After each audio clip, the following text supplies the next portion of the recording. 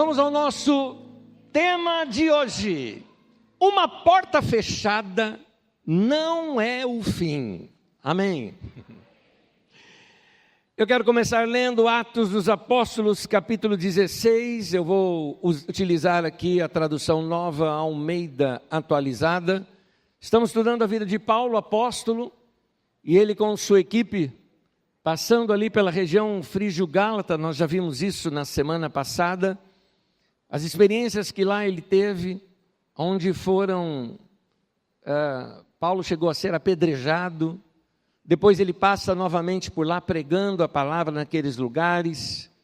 E agora, seguindo aqui a leitura, o texto diz assim, Atos 16, do versículo 6, e se você quiser acompanhar na sua Bíblia, eu vou ler, na verdade, até o final do capítulo, só que nesse momento eu vou ler por períodos, por trechos aqui da palavra. Atos 16, versículo 6 ao 15, diz assim, aliás, do 6 ao 10 eu vou ler primeiro, diz assim: E percorreram a região Frígio-Gálata, tendo sido impedidos pelo Espírito Santo de pregar a palavra na província da Ásia. Chegando perto de Mísia, tentaram ir para Bitínia, mas o Espírito de Jesus não permitiu. E tendo contornado Mísia, foram a Troade.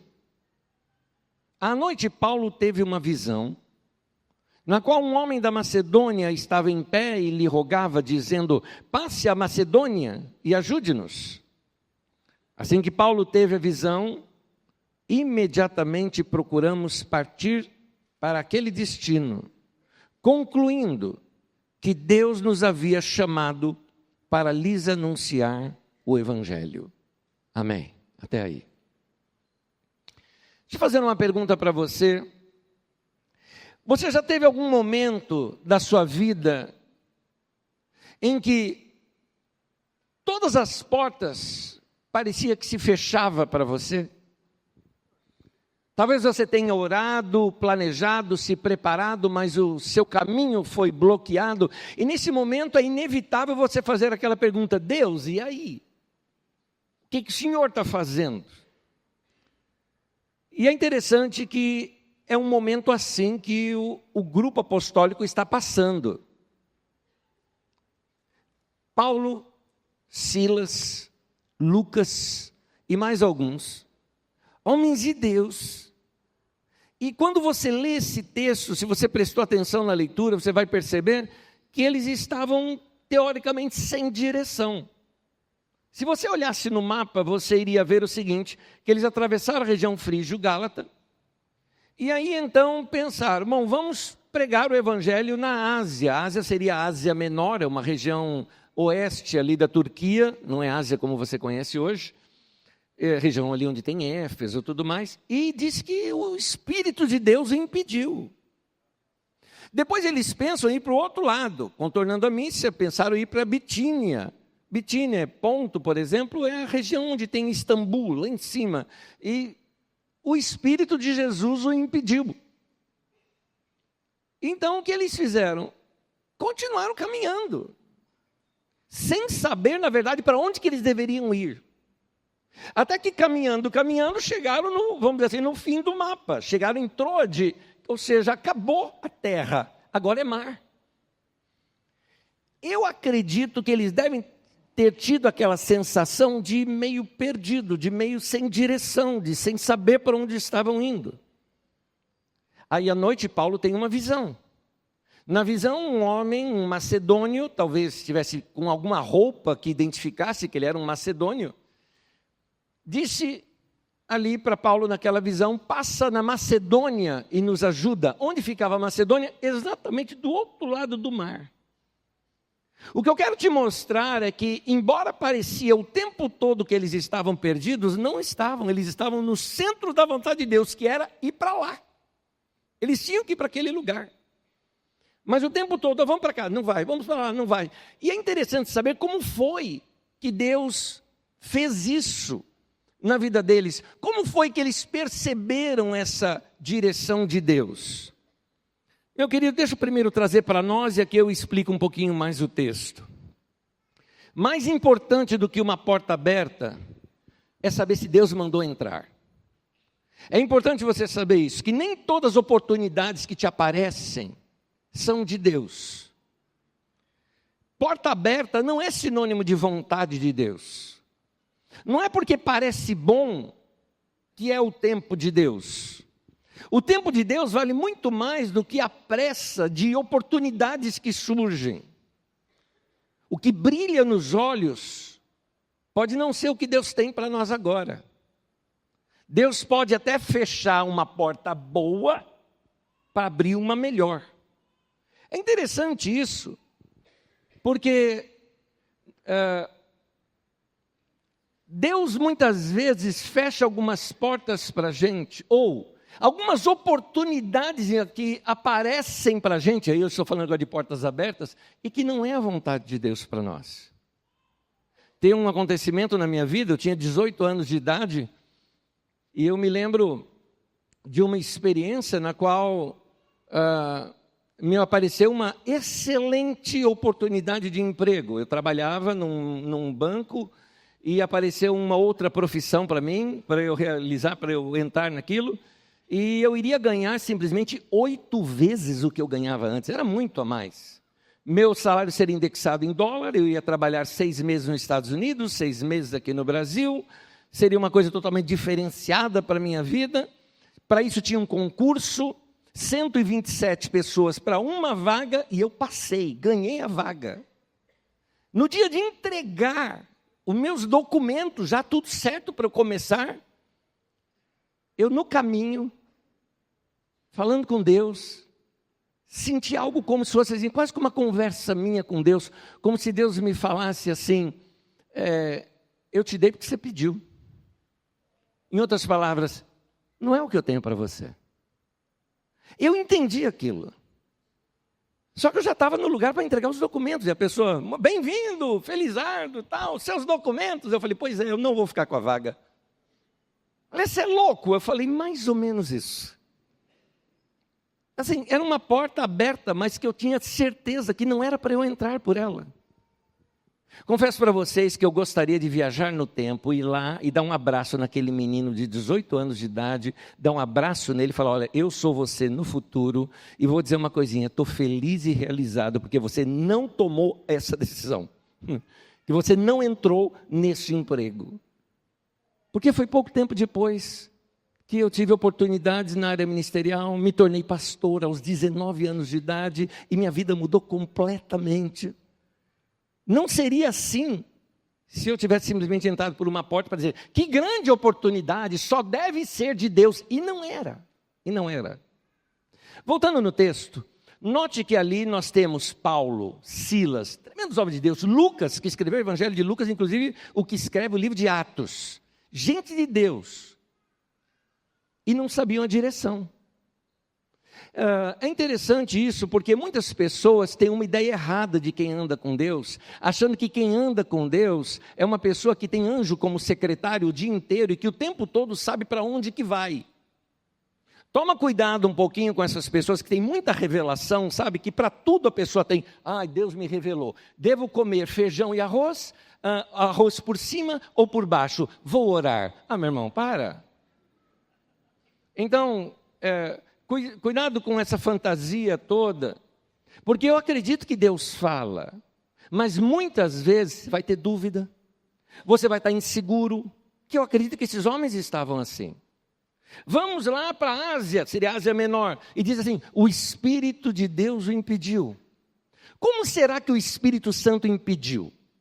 Você acha que o Espírito Santo parou no meio do caminho, bateu o cajado no chão e falou, you shall not pass, né? Não passará.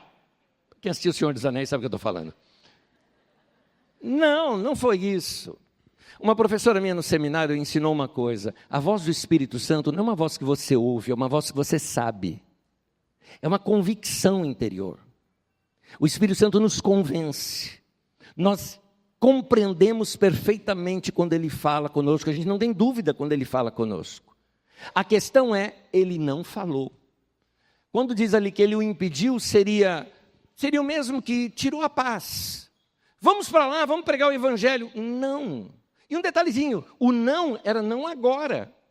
Porque aquela região, por exemplo, é a região onde tem Éfeso, que foi a maior igreja daquela região anos depois. Todas aquelas igrejas que tem mencionadas nos primeiros capítulos de Apocalipse ficavam naquela região, mas não agora. Deus estava com pressa de salvar pessoas que estavam lá na Macedônia. Macedônia hoje é uma região norte ali do que nós chamamos de Grécia. Então, tinha que ir para lá. É importante nós ficarmos sensíveis diante de Deus e perceber uma coisa, que mesmo estando na vontade de Deus, na perfeita vontade de Deus, você pode algumas vezes estar com a sensação de estar meio perdido. Por que razão? Porque se Deus falou uma coisa para você, continua fazendo aquilo que Deus falou. E continua. Porque o que aconteceu com esses homens foi, vamos para cá? Não, vamos para cá não. O que a gente faz? Vamos continuar caminhando para onde nós entendemos, temos que seguir. Eles continuaram seguindo. Mais tarde você vai saber. Mais tarde vai ficar mais claro para você. Vamos continuar a leitura do texto, diz assim no versículo 11. Tendo, pois, navegado de Trode, fomos diretamente para Samotrácia, uma das pequenas ilhas ali. No dia seguinte a Neápolis. Neápolis, um pequeno vilarejo portuário. Dali fomos para Filipos, uns 14, 15 quilômetros ali de caminhada. Cidade da Macedônia, primeira do distrito e colônia romana. Nessa cidade permanecemos alguns dias. Você precisa entender uma coisinha aqui sobre Filipos que vai fazer mais sentido. Quando, em 42 a.C., Otaviano, que mais tarde se torna César Augusto, Otaviano fez uma guerra e venceu Brutus e Cássius nessa região. Talvez você já ouviu essa expressão, até tu, Brutus. Você já deve ter ouvido essa expressão. Isso aconteceu na morte de Júlio César. Júlio César, um grande líder do exército romano, estava tão destacado em Roma que acabaria se tornando um imperador. Roma ainda não era império, era república. E o Senado não gostava de Júlio César. Fizeram uma emboscada e mataram Júlio César. Dentre eles, Brutus, que era como um filho para ele. Por isso essa expressão de que quando ele enfiou uma faca em Júlio César, ele gritou, até tu, meu filho, ou até tu, Brutus. Nesse mesmo lugar, 10 anos depois, Otaviano também enfrentou uma outra revolta. Tinha várias revoltas dentro do domínio de Roma, que ainda não era um império. Então, uma revolta que surge onde juntou Marco Aurélio com Cleópatra, tentando juntar uma força romana com a força egípcia, e Otaviano batalha nesta mesma cidade, lá em Filipos, e vence Marco Aurélio e Cleópatra. Por que estou narrando isso? Porque devido a ter sido um lugar onde Roma venceu e acabou com as guerras, e a partir daí se torna o Império Romano, consagraram aquela cidade para ser uma colônia romana. O que significa? Ela é uma extensão de Roma. Todos os direitos de um cidadão de Roma agora valeriam também para Filipos. Os generais de guerra que tinham batalhado nessas guerras anteriores ficaram ali e moraram ali. Portanto, Filipos era uma cidade rica, com muitos soldados, uma base avançada romana, e quem nascia ali recebia o título de cidadão romano, que era o título mais alto que alguém poderia ter, um título que lhe protegia, se caso você fosse acusado de algo, você teria direito a julgamento, direito a foro privilegiado e tantas outras coisas, e lá não se pagaria impostos também para Roma. Assim, por isso ela é chamada de a primeira do distrito, primeira no sentido de principal, primeira numa ordem, de cidade mais importante. Muito bem. Como lá era uma cidade extensão de Roma, um imperador chamado Cláudio, isso está escrito em Atos 18, 2, que era o imperador dessa época, mandou expulsar todos os judeus de Roma. E certamente esta lei também servia para as colônias, no caso Filipos. não poderia ter outra religião, senão a religião do imperador, ou seja, o culto ao César. Não poderia ter sinagoga naquele lugar. Paulo apóstolo, quando ele chegava num lugar, ele ia primeiro numa sinagoga. Porque falando com os judeus era muito mais fácil, já que os judeus já sabiam de todas as promessas de Deus do Antigo Testamento, as promessas que Deus deu, que viria um Messias, os salmos messiânicos, era mais fácil para apresentar Jesus. Mas ele chega num lugar onde o judaísmo está proibido. Então, eles ficam algum tempo nessa cidade, e finalmente eles saem à procura de algum local de reunião clandestina, vamos dizer assim, dos judeus. Diz assim no versículo 13, no sábado, saímos da cidade, ou seja, atravessamos ali o portão da cidade, que as cidades são cercadas com muros, não é? Saímos da cidade para a beira do rio, tem um rio que contorna toda essa cidade, chamado Rio Gângitas, onde nos pareceu haver um lugar de oração.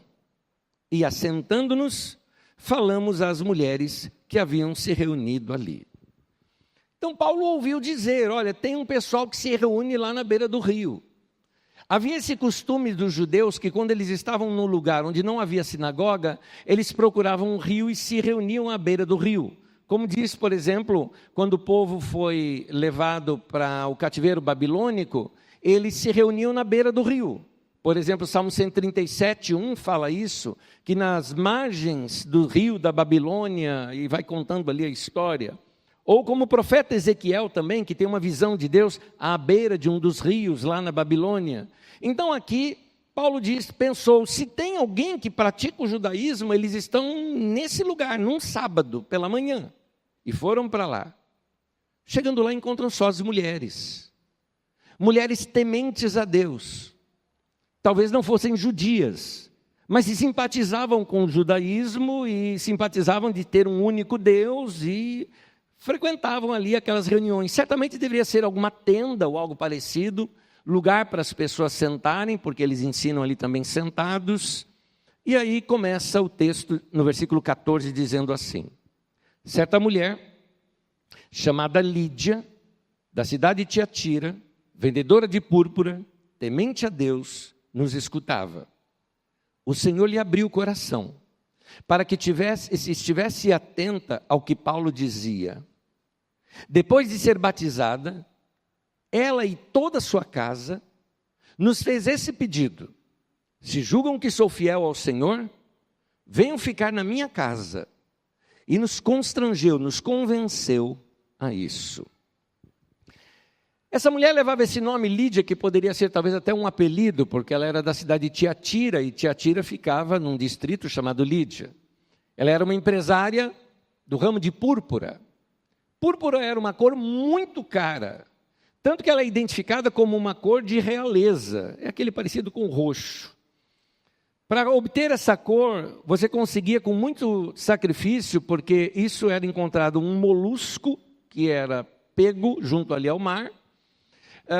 Deste molusco, ele possuía uma veia, que uma vez partida aquela veia, secretava um fluido branco, que depois de misturado ali em água, mergulhava-se os panos e os tecidos, deixavam sendo banhados naquilo por um tempo, depois exposto ao sol, e por um bom tempo exposto ao sol, adquiriam esta cor púrpura e brilhante. Por isso a púrpura era muito cara. Então nós temos aqui uma empresária muito rica, numa cidade rica, influente na cidade, certamente, talvez uma das pessoas mais influentes que organizou, quem sabe, até essas reuniões de oração, fazendo com que outras pessoas a seguissem ali também. Quando fala que se batizou ela e os da sua casa, não se refere somente à sua família. Quando fala da sua casa, é porque algumas casas eram muito grandes, com espaço para muitas pessoas, as pessoas, os servos que ali moravam, as pessoas parentes daqueles servos que moravam ali, como se fosse uma fazenda ou uma casa muito grande. E ela, inclusive, convida os apóstolos para ficarem hospedados lá com ela. Muito bem. A partir daí, eles começam a se reunir com essas pessoas. Iam aos sábados para esses encontros, e lá nesses encontros ensinava a palavra de Deus para esse povo. E aí vem este acontecimento no versículo 16. Diz assim: aconteceu que, indo nós para o lugar de oração, veio ao nosso encontro uma jovem possuída de espírito adivinhador, a qual, adivinhando, dava grande lucro aos seus donos. Seguindo a Paulo e a nós, gritava dizendo: estes homens são servos do Deus Altíssimo e anunciam a vocês o caminho da salvação. Isso se repetiu por muitos dias. Então Paulo, já indignado, voltando-se, disse ao Espírito: em nome de Jesus Cristo, eu ordeno que você saia dela. E na mesma hora, o Espírito saiu. Para entender um pouco melhor, no texto original não se fala espírito de adivinhação, mas espírito de Piton. O que é isso? Piton é uma cobra, uma serpente. Piton faz parte da mitologia grega, como uma cobra que tinha conhecimento ou sabedoria, e que Apolo lutou contra essa cobra, e vencendo-a, quando a venceu, adquiriu essa sabedoria, e ali onde ele a matou, construiu o templo de Apolo. Nesse lugar onde Apolo constrói o templo, ou seja, Delfos, é bem conhecido. Se você estudou alguma coisa sobre Grécia Antiga, você vai ver sobre o templo de Delfos. E nesse templo de Delfos, que é o templo de Apolo, havia ali uma profetisa, uma adivinha, uma mulher, que era chamada de Pitonisa, por causa do nome Piton. Esta Pitonisa revelava as coisas para as pessoas, dava conselhos para as pessoas, mas como eles acreditavam que ela era um porta-voz de Apolo, o que acontecia é que as pessoas vinham de longe, filas enormes que chegavam a durar dias para você ser atendido pela Pitonisa. Era muito cara a consulta.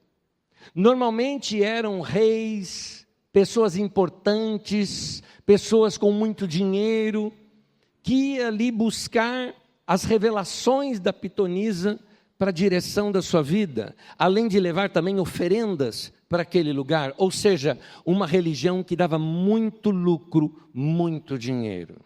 Pois bem, aparece agora em Filipos uma moça que dizia ter o mesmo espírito da Pitonisa, só que lá em Filipos. E essa moça dava muito lucro para os seus donos, ela era uma escrava. Há uma opressão aqui. Possivelmente foi alguma mulher que foi caçada em algum sistema tribal, levado para lá, e agora, possuída por esse espírito, adivinhava as coisas para as pessoas. Antes de falar disso que ela dizia aqui para os apóstolos, deixe-me abrir aqui um parêntese muito importante. Muitas pessoas que hoje em dia falam de adivinhação, não é adivinhação coisa nenhuma. Porque você pode citar uma coisa e você tem 50% de chance de errar, 50% de chance de acertar. Então, quando acerta, todo mundo fala: olha, que legal, acertou, e pega a fama. Mas ninguém narra o que deu errado. Isso acontece em muitos lugares, em muitas religiões, inclusive em religiões evangélicas também, onde as pessoas tentam adivinhar o futuro das outras pessoas. Existem as cartomantes, existem os leitores de mão e tantas outras formas de adivinhação, que são meros chutes.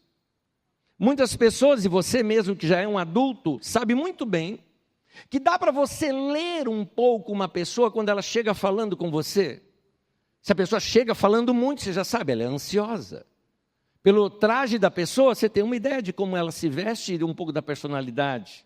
Da maneira como ela te olha, ou quando você fala para onde ela caça os olhos, se você já está acostumado com isso, você percebe algumas coisas que são nuances da pessoa, na qual você pode trazer algumas palavras ali para a pessoa e ela achar: nossa, está adivinhando a minha vida. Hoje em dia isso existe de várias formas, até em cabeleireiro existe isso hoje.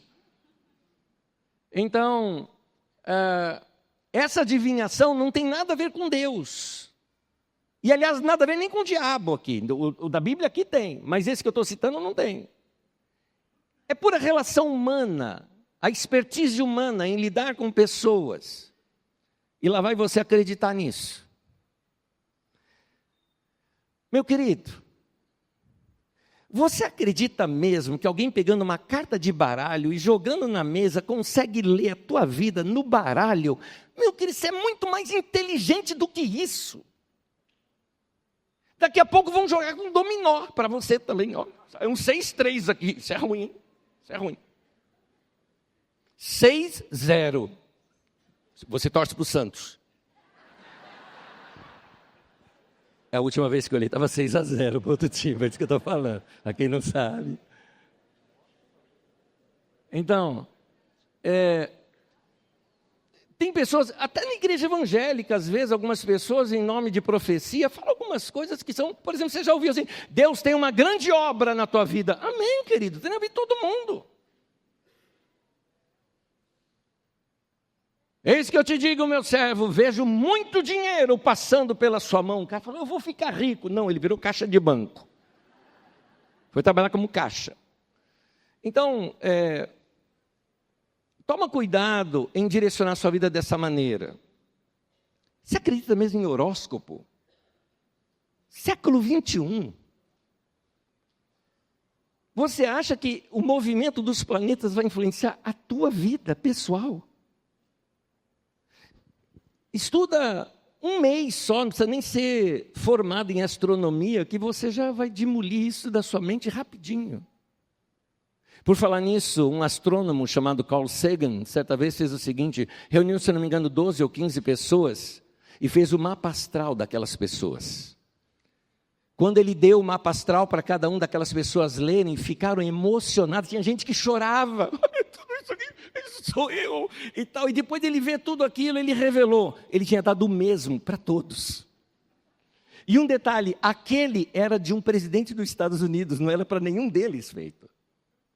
Então você nota que existem algumas palavras, igual horóscopo.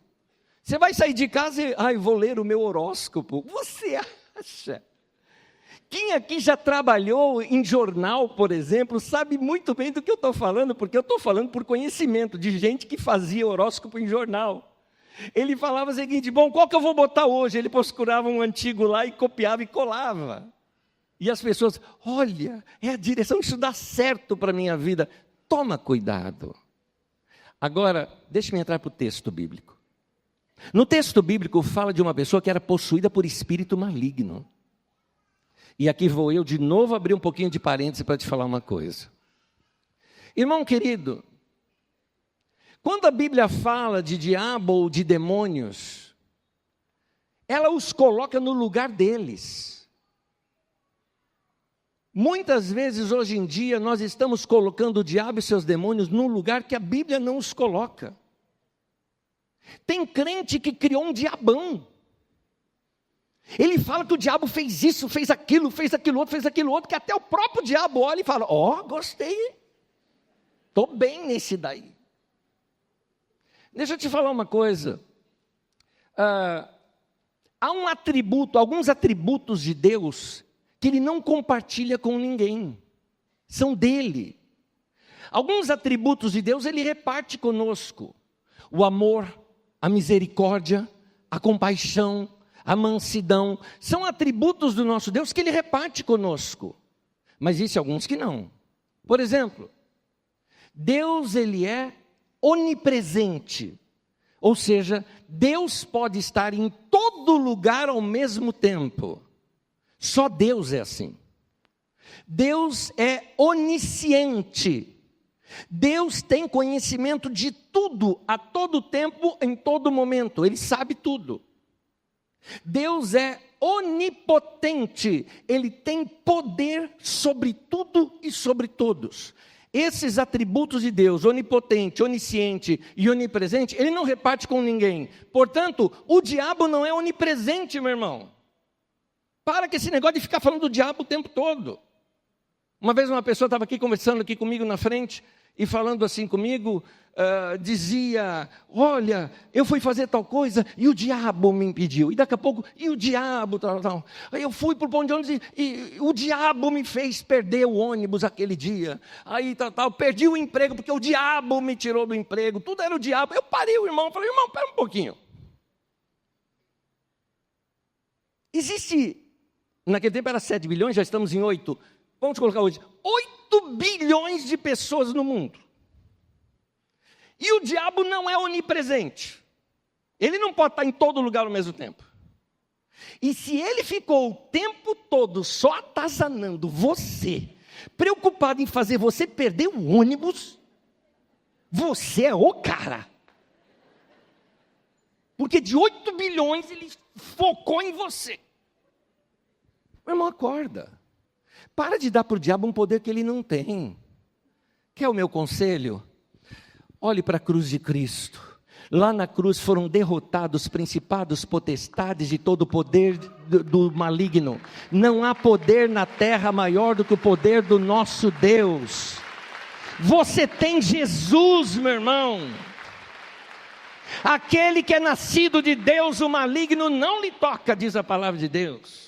A Bíblia diz que nós estamos assentados com Cristo no trono, ou seja, Deus colocou todo o poder do diabo debaixo dos seus pés.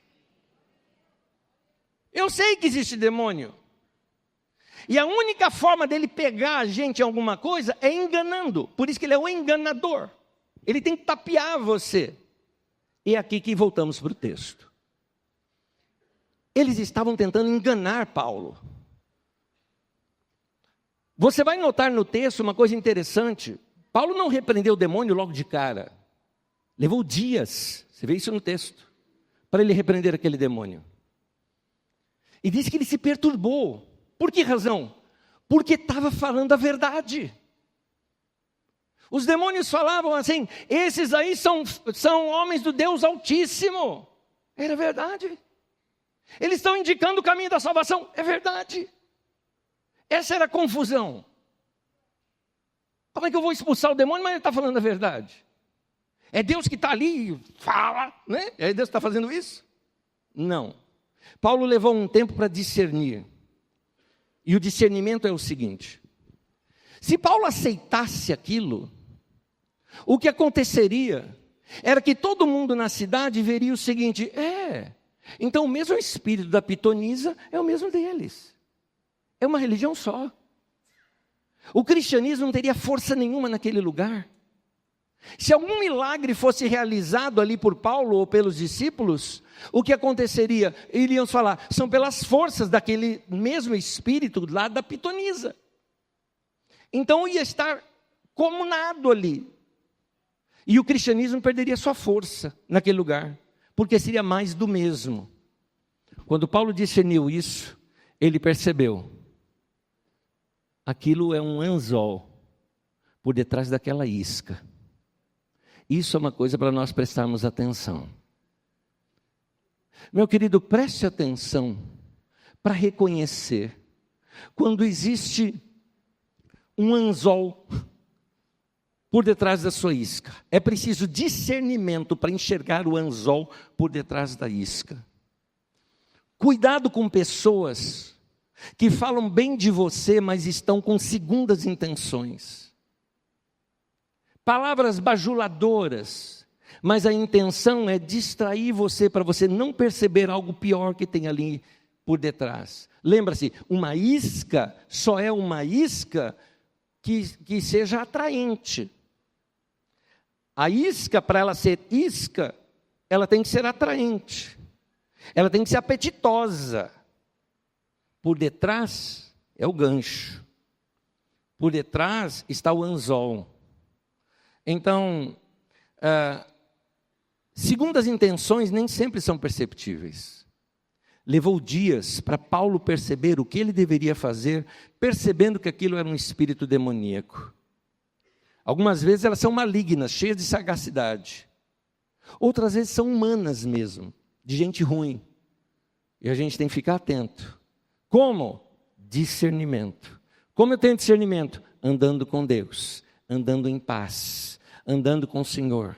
edificando na sua fé santíssima, orando no Espírito Santo, você vai perceber o ambiente onde você está e vai detectar essas coisas. Continuando a leitura, versículo 19: quando os donos da jovem viram que se havia desfeito a esperança de lucro, foi expulso o demônio dela, ela não conseguia mais predizer nada. Agarraram Paulo e Silas e os arrastaram para a praça à presença das autoridades. E levando-os aos magistrados, disseram: esses homens, sendo judeus, perturbam a nossa cidade, propagando costumes que não podemos aceitar. Ou seja, eles perceberam que não tinham como acusar Paulo de ter tirado lucro deles, então acusaram de uma religião proibida. Já que o judaísmo era proibido ali, vamos acusá-los, eles estão fazendo uma religião que não é a nossa, que é contra o império, porque aqui é a religião do imperador, do culto ao imperador. Quando eles diziam, César é o Senhor, e os cristãos diziam, não, Jesus é Senhor. E aí falava, estão querendo destruir, trazer outros costumes aqui para nós. Aquele povo não discernia, separava a diferença entre judaísmo e cristianismo. Na cabeça deles era uma coisa só. Continuando aqui. Versículo 21. Propagando costumes que não podemos aceitar, nem praticar, porque somos romanos. Versículo 22. Então a multidão se levantou unida contra eles, e os magistrados, rasgando-lhes as roupas, ou seja, expondo aqueles homens em vergonha na praça pública, mandaram açoitá-los com varas. E depois de lhes darem muitos açoites, os lançaram na prisão, ordenando ao carcereiro que os guardasse com toda a segurança. E este, o carcereiro, recebendo tal ordem, levou-os para o cárcere interior e prendeu os pés deles no tronco.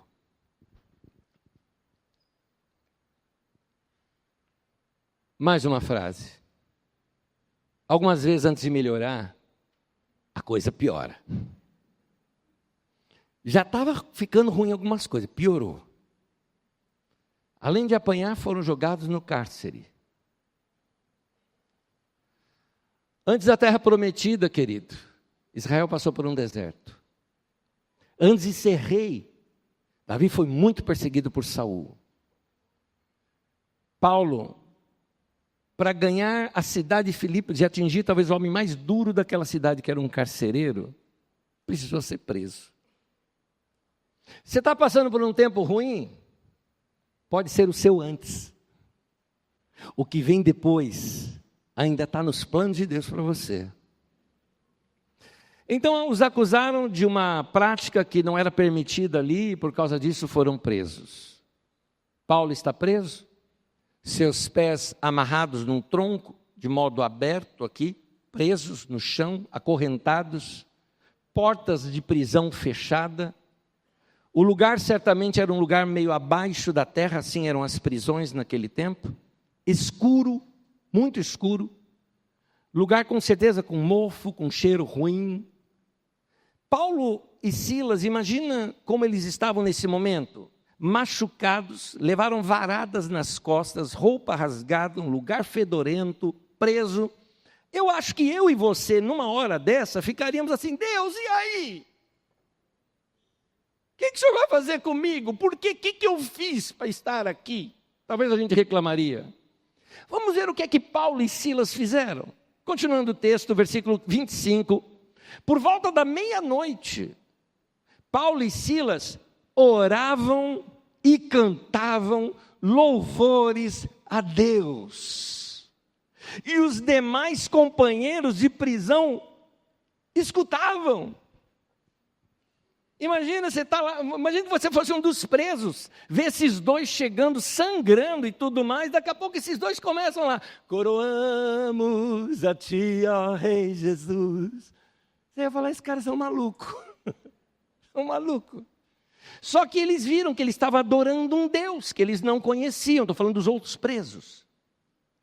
E aí, versículo 26, de repente, sobreveio tamanho terremoto, que sacudiu os alicerces da prisão, todas as portas se abriram, as correntes de todos os presos se soltaram.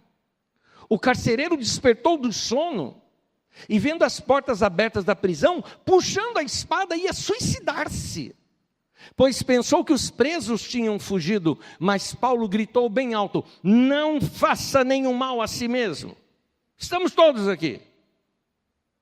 Explicando um pouquinho aqui, o carcereiro era responsável pelas pessoas que ali estavam presas, de modo que se um fugisse, ele pagaria com a própria vida. Acontece que a família dele também morava no mesmo terreno. Se houvesse uma fuga completa, certamente deviam falar: a família facilitou. Mataria não somente ele, mas também toda a família. Esse homem, então, num ato de heroísmo até, ele vai se matar, para que a leitura dos principais ali seria: tentaram fugir, ele tentou resistir e foi morto. Dessa maneira, preservariam sua família, inclusive haveria uma pensão para essa família, um cuidado sobre essa família. Por amor à família, ele iria se matar. E nesse momento que ele pensa em fazer isso, Paulo imediatamente grita: não faça isso. Estamos todos aqui. Eu queria agora que você se colocasse no lugar dos presos. Imagina os presos, você está lá, está preso igual os outros. Vê esses dois chegando, todo ensanguentado. Dois malucos cantando a noite inteira para o Deus deles. Só que daqui a pouco o Deus deles responde, treme o lugar, abala tudo, solta as correntes de todos, inclusive das suas. Você fica ali sem saber o que fazer. Está o carcereiro com uma espada na mão, você está ali. Talvez é assim, é hora da fuga. Paulo vira e diz: estão todos aqui. Talvez olhando para todo mundo falando: está todo mundo aqui? Todo mundo, claro, está todo mundo aqui. Todo mundo aqui. Você vai mexer com um cara desse? Ele canta, Deus responde, dá um terremoto. Então os caras, não, tudo bem. Está todo mundo ali, tá bom. Nesse momento, continuando aqui a leitura, versículo 29, então o carcereiro, tendo pedido uma luz, lugar muito escuro, entrou correndo e trêmulo, prostrou-se diante de Paulo e Silas. Depois, trazendo-os para fora, disse: senhores, que devo fazer para que seja salvo? E eles responderam, e aí eu queria que você lesse junto comigo essa frase. Vamos ler juntos? Creia no Senhor Jesus e você será salvo. Leia comigo a continuação. Você e toda a sua casa. Amém. Palavra de Deus aqui para nós. Creia no Senhor Jesus e você será salvo, tu e tua casa. Eles pregaram, continuando a leitura, pregaram a palavra de Deus ao carcereiro e a todos os que faziam parte da casa dele. Naquela mesma noite, cuidando deles, lavou-lhes as feridas dos açoites. Logo a seguir, ele e todos os membros da casa dele foram batizados. 2 momentos aqui do texto fala de gente batizada. Lídia creu, foi batizada ela e toda a sua casa. Agora, Paulo prega ali para o carcereiro, ele e a casa inteira, batizados. Versículo 34, então, levando-os para sua própria casa, deu-lhes de comer, e com todos os seus, manifestava grande alegria por ter crido em Deus.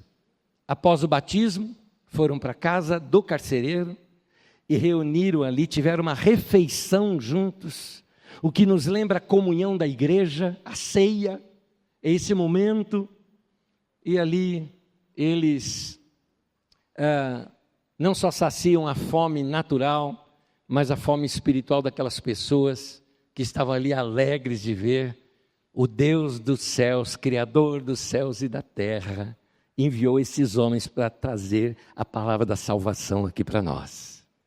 Assim nasce a igreja lá em Filipos. Terminando as nossas leituras, do versículo 35 ao 40, acompanhe comigo. Quando amanheceu, os magistrados enviaram oficiais de justiça com a seguinte ordem para o carcereiro: põe aqueles homens em liberdade.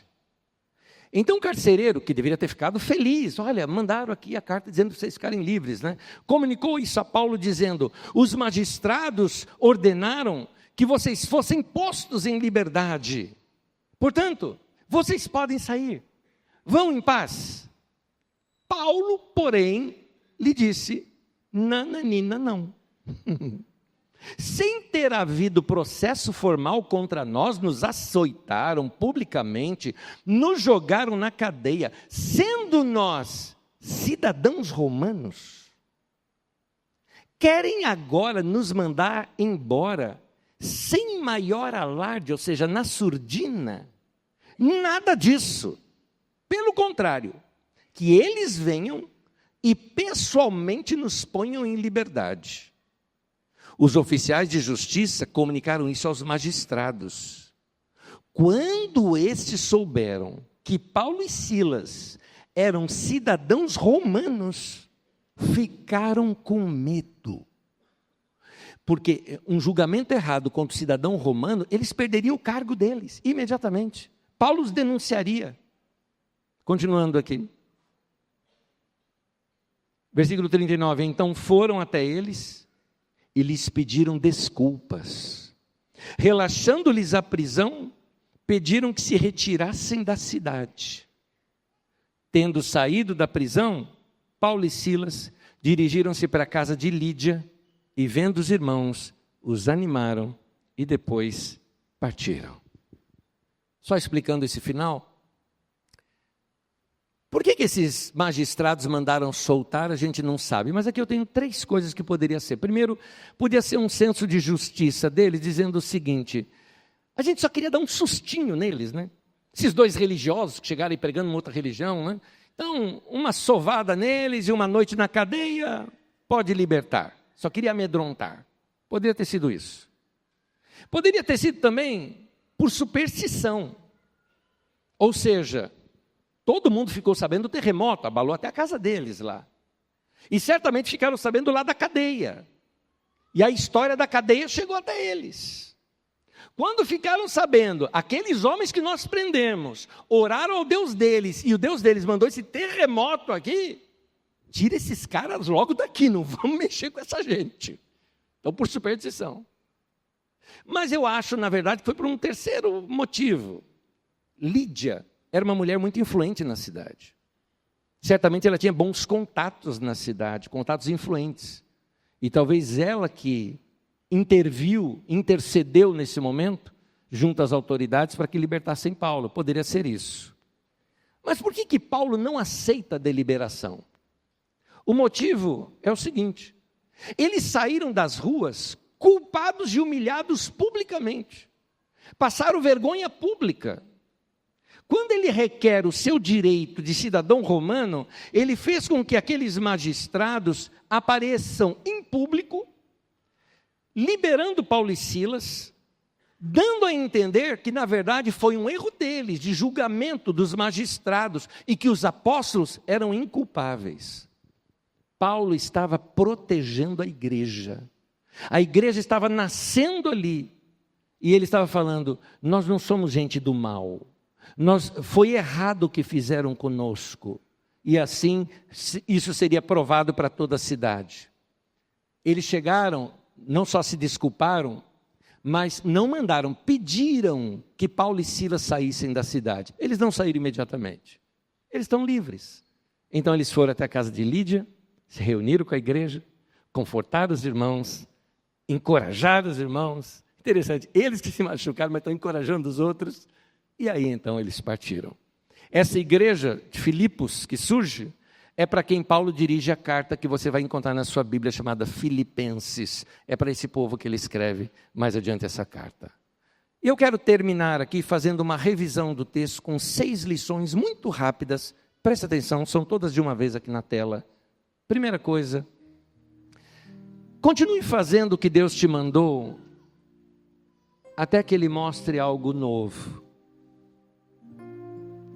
Irmão, irmã, fique atento aos sinais.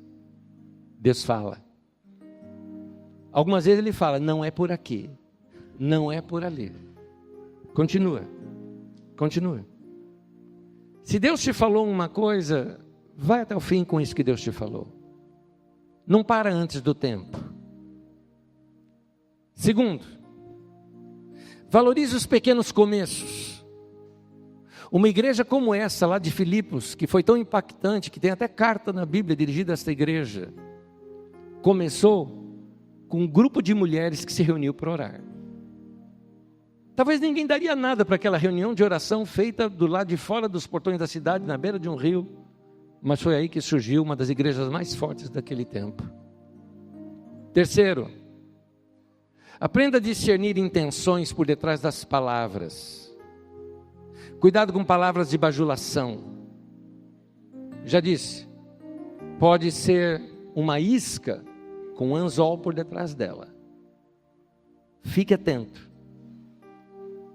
Quarto, aprenda com Paulo e Silas. Louve a Deus mesmo nos dias mais sombrios. Eu vou dizer uma coisa para vocês, alguns de vocês tiveram já experiência de dias sombrios na sua vida, de momentos difíceis na sua vida, e foram nesses momentos mais difíceis que você passou na sua vida, que você talvez fez a sua mais pura adoração diante de Deus. Quando vem aquele diagnóstico médico que te assustou, quando vem uma crise, um desemprego, uma situação que você não esperava, uma porta que se fecha. Lembre-se, uma porta fechada não é o fim. Então adora a Deus.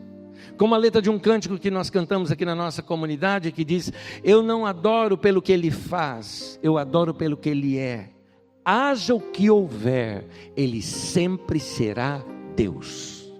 É isso.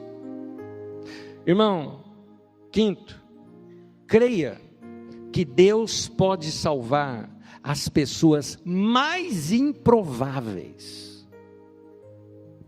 Não levante a mão, não levante a mão. Mas quantos de vocês conhecem um bicho ruim? Na tua família, você é mais perto ainda. Deus pode salvar essa pessoa. Um carcereiro rude deveria ser um homem duro. Para salvar esse homem interessante, para salvar Lídia, que já era uma mulher temente a Deus, bastou uma pregação, não precisou nem de milagre. Paulo pregou e ela se converteu, está tudo ok. Mas um carcereiro, Deus mandou um terremoto, mas salvou o homem, ele e a casa dele inteira. Então saiba que a pessoa mais dura dessa terra também não vai resistir ao amor de Deus derramado no coração dela. Por isso ore por ela. Por último, vimos nesse texto que a gente tem que aprender a lutar pelos nossos direitos. Lute pelos seus direitos. Ser cristão não é ter que engolir sapo o tempo todo. É possível defender os seus direitos de forma sábia. Deus nos ensina a andar nesse mundo, ser simples como a pomba, mas ser prudente como a serpente. Deus nos ensina a sermos sábios. Deus nos ensina a termos discernimento e defender o nosso direito quando for necessário. Então, quando você está requerendo algo na justiça, porque é um direito seu, saiba, é Deus fazendo justiça através da justiça humana na sua vida. Foi o que Ele fez aqui. Então, saiba fazer isso. Meu irmão, minha irmã, que esses conselhos possam direcionar a tua vida, te dar sabedoria e discernimento que você precisa, e que já nessa semana você tenha profundas experiências com teu Deus, como esses homens aqui também tiveram. Seja assim na tua vida, em nome de Jesus, amém.